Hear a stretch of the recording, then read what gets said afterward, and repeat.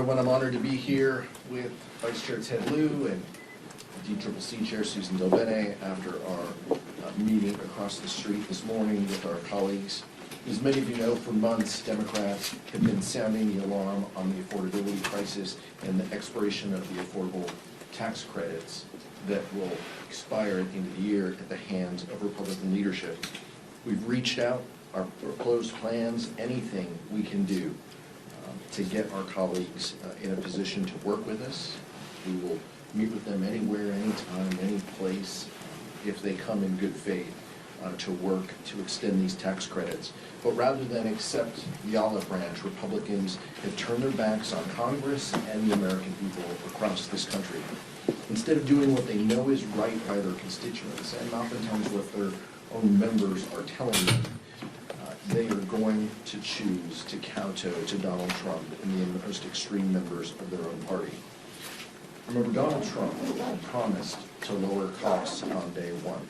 Hardworking families have been pleading for Republicans to do just that and to keep his promise. But instead of offering real solutions and working with us to achieve lower costs, congressional Republicans are putting on a show this week.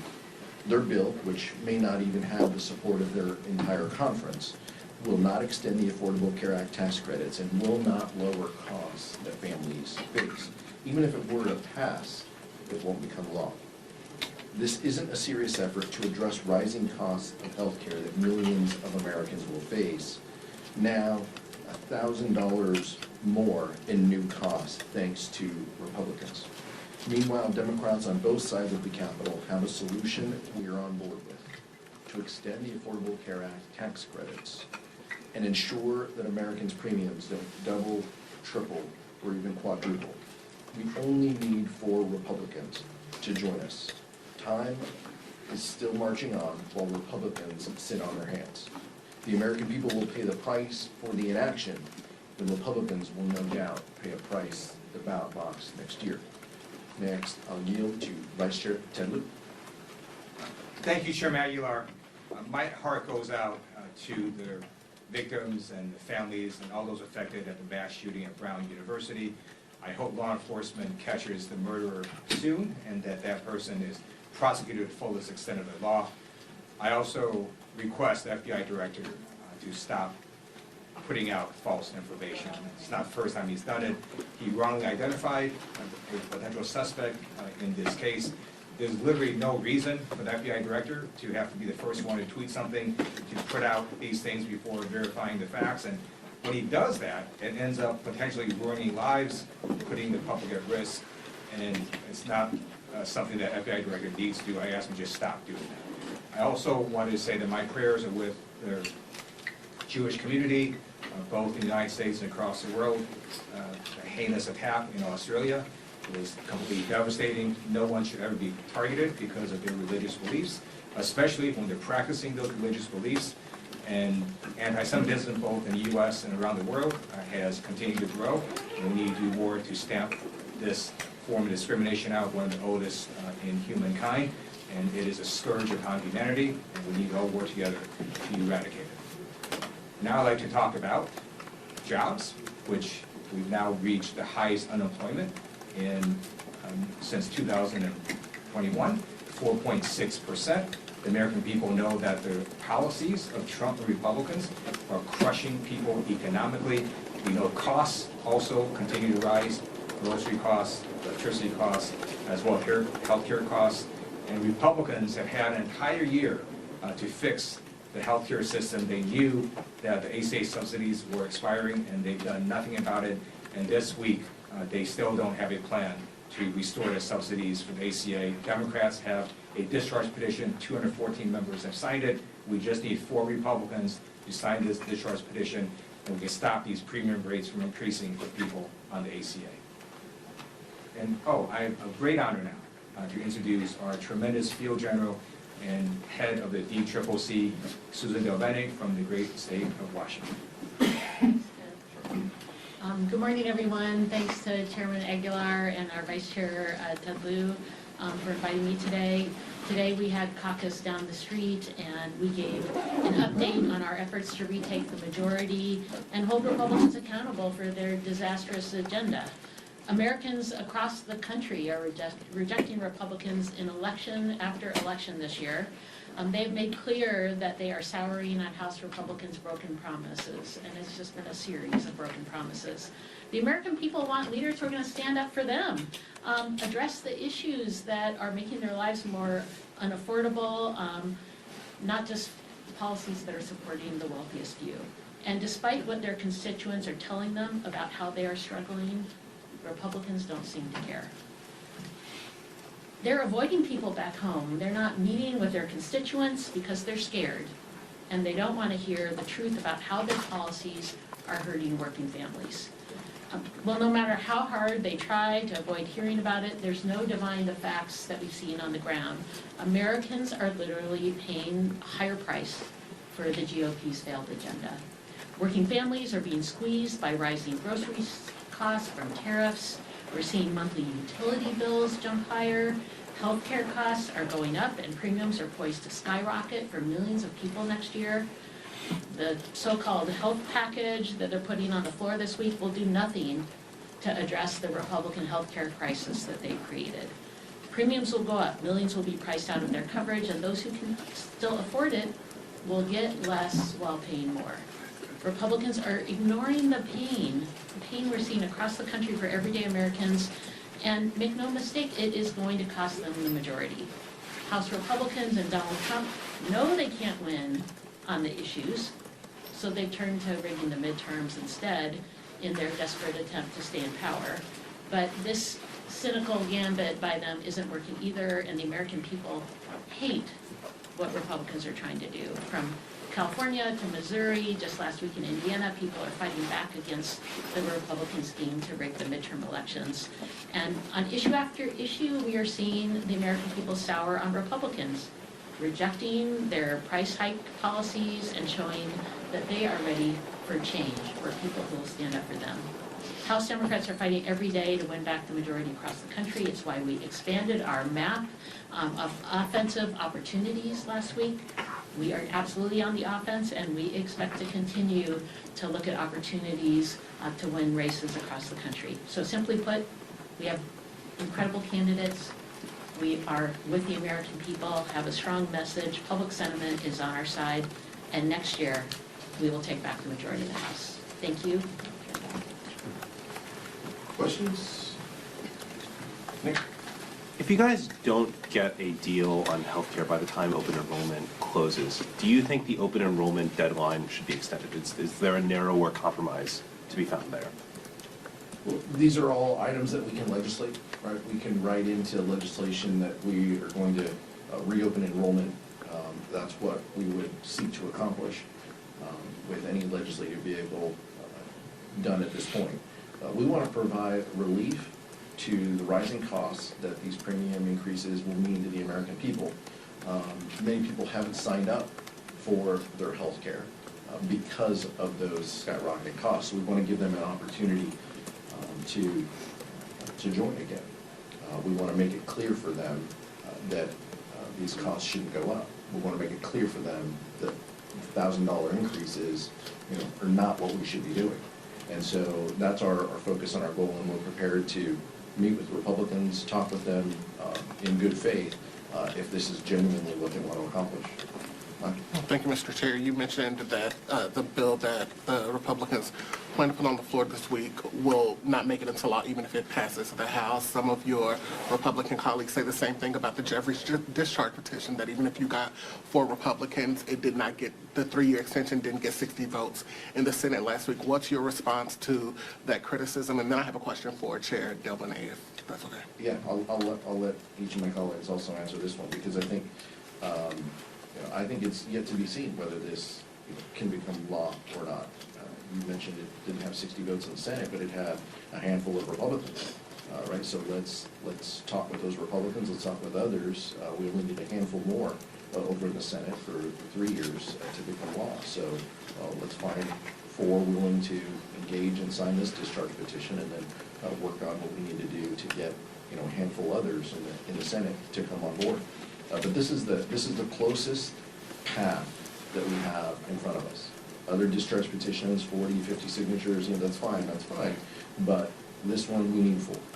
So let's see what we have here. If Republicans, are serious about this, then they can sign our discharge petition and work with us in good faith. Seems like a reasonable place to land, given that their own leadership won't give them the time of day.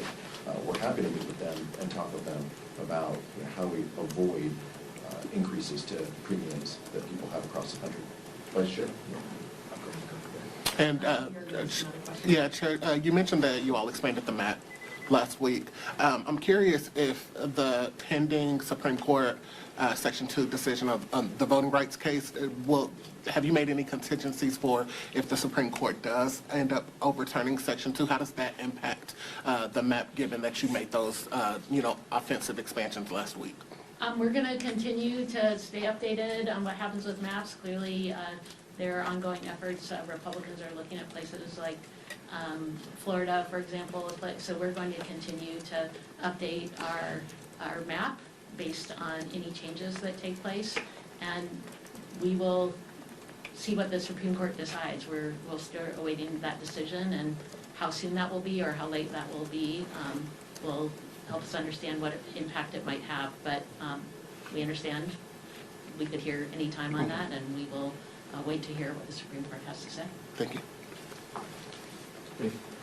You mentioned the other discharge petitions, which you don't seem to be in favor of, but those are closer to what the Republicans in the Senate have been talking about in their meetings yesterday and even while they were voting.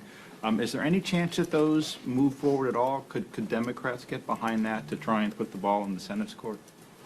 I don't speak Senate. I don't know what the Senate's working on. I've said that before, but what I said was, and I want to be very clear, House Democrats will engage with Republicans if they meet with us in good faith, if it extends the premium tax credits and saves money for the American people. That is our focus. The focus of the Affordable Care Act was to make sure that people weren't uninsured. At the time, we had 46 million people uninsured.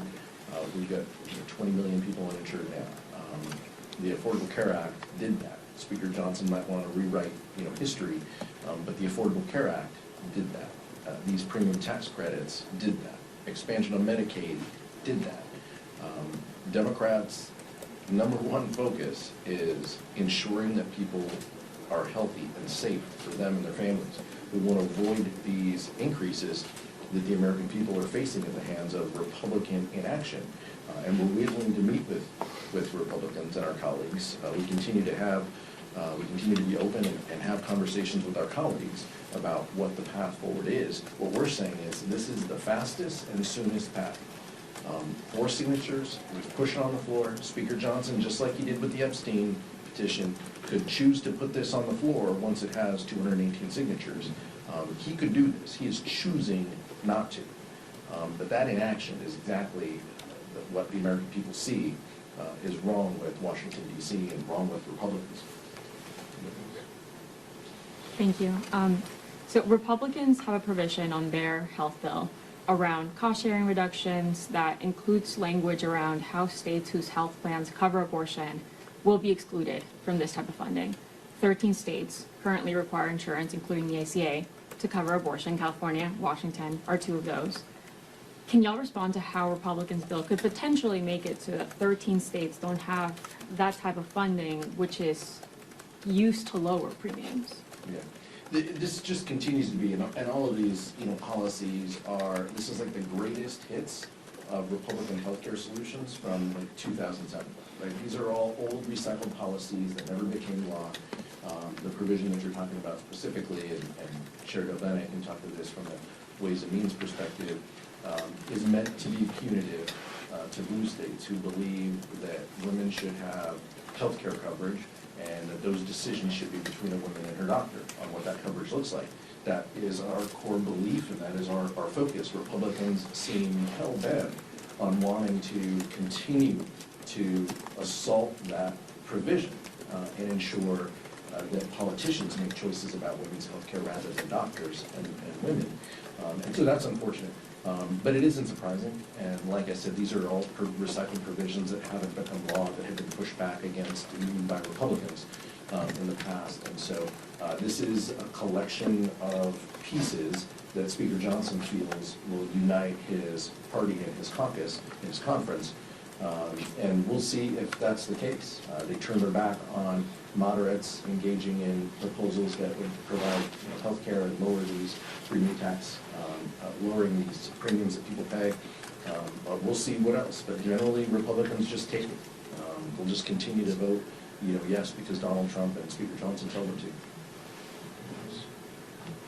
No, I mean, I agree. I think that we've seen attacks from this administration on healthcare across the board, on doctors' ability to help do what they think is best for patients to make decisions. So not surprising that Republicans continue down this path. But, we're going to stand up for healthcare for folks all across the country. They have created a healthcare crisis and raising costs for everyone. And the American people are seeing that, and they're going to continue to stand up and reject the policies Republicans are putting in place, because it's affordability, but it's also making sure that they can make their own healthcare decisions with their doctor. As it stands, Democrat leadership is not backing either of the bipartisan discharge petitions, and with that, are you prepared for possibly a fully Republican bill or no solution to happen at the end of the year? We'll see. Republicans have made that choice that they don't want to extend the premium tax credits. They made that choice in the big of the law. They made that choice during the shutdown. They made that choice each and every legislative day that we've had. They have known that these tax credits expire at the end of the year, and the tax credits that they chose to extend were all for billionaires and corporations. They chose to leave the American public out in the cold. And so they have made this choice. What we are prepared to do is to help, is to dig in, and to offer our votes on a reasonable solution. And if Republicans want to meet with us to talk about what that solution looks like, this is the fastest and easiest path that has bipartisan support in the Senate and could become law. And so that is our plan and our focus, but we're going to continue to engage our members along the way because our core belief is providing health care to people, and that continues to be the focus. Thanks, Mr. Chairman. Two of the Republicans who theoretically could be the folks that would sign on to your all's discharge petition, Representative Kiley and Representative Bacon in the last 12 hours have told me, look, we don't believe that Democrats actually want a solution. They think that Democrats just want to run in 2026 on the health care issue. What's your response to that? Yeah, completely false. I mean, that could be what they tell themselves to put themselves to sleep at night, but that's not reality. Look, our core focus and our goal, we've been the ones who have been talking about this. During the government shutdown, when we're all here, we have been the party, we have been the people who have been saying the American people are getting left behind. You help billionaires and wealthy corporations at the expense of people, and that needs to change. We have to fix that. This deadline is coming on 12/31. Join with us. Where was the Bacon and Kiley amendment to the big ugly bill? They signed a letter or something like that telling the president not to cut these things. Big deal. Like, they sign letters all day long to absolve themselves of, cutting people's health care. Meet with us, work with us, come to the table and bring your ideas. But more importantly, don't just bring your ideas, bring your ability to tell your leadership no. And it shouldn't take somebody who's walking out the door and has one foot out the door to speak up against the president and their own party when it comes to health care. If there's serious folks on the other side of the aisle, and you can probably count them on two hands, then we're willing to engage with them. The Democratic solution is very simple: extend the ACA tax credits. That is the solution. There's 214 signatures on a discharge petition. And let me just talk about what the Republicans have done. Nothing, right? They knew that these tax credits were expiring at the end of this year. What they would normally do, if you actually want a solution, you might actually have held hearings. You might actually have had folks testify. You might have actually tried to put together a plan. That's not what they did. They did nothing. And then last week, the speaker behind closed doors just randomly puts together a healthcare plan, then he just is gonna drop with no hearings, no witnesses testifying. That's why it's gonna fail. They were never serious about doing this. As the chair said, the easiest solution is to just sign the discharge petition to extend the ACA tax credits. Mike? Thank you, Mr. Chairman. Same topic, and not to beat this to death, but, you know, mathematically you are correct. 214 is more than the other ones have, but a lot of Democrats are telling us that they're just waiting. They would love to sign them, but they're just waiting for the green light from leadership. So the numbers on the other ones could go up very, very quickly if you guys got behind them. So is there a point this week where if you don't get those 4 signatures from Republicans on your 3-year extension, that you say, okay, green light, you guys can sign we'll all get together and we can hit 218 pretty quickly? Yeah, anything can happen. Let's see what happens in rules. Let's see how the majority treats their own members who are bringing proposals to extend the Affordable Care Act tax credits. Let's see what that looks like. And let's see what emerges out of that and how these Republicans, feel. And if they're willing to, work with us and engage. But I want to be very clear again for the 4th time. We're willing to work with our Republican colleagues if they meet with us in good faith, if they want to extend the Affordable Care Act tax credits, if they want to stand up for people instead of the billionaire class that received trillions of dollars from this administration with their vote, we're willing to engage in that.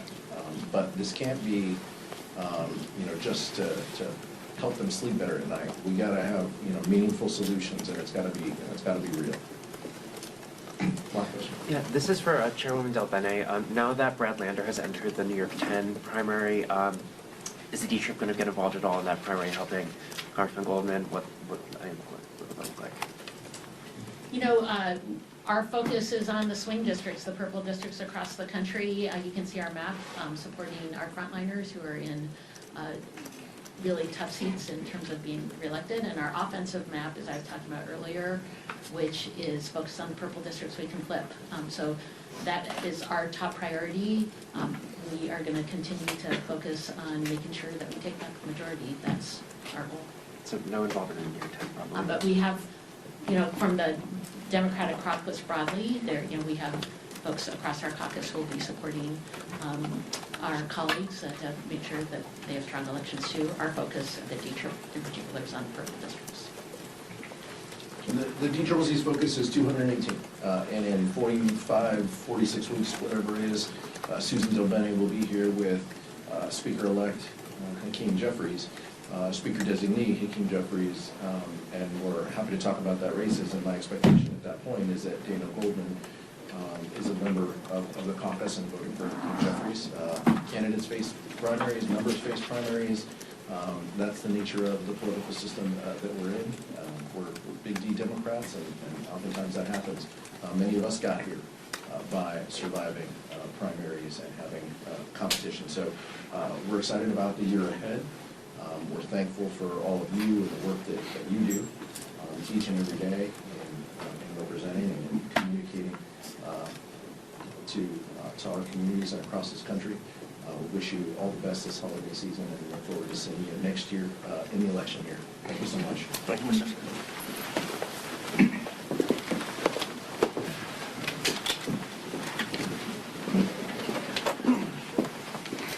My friends live on road. Hi, Gabe. That was fun. Hi, Ken.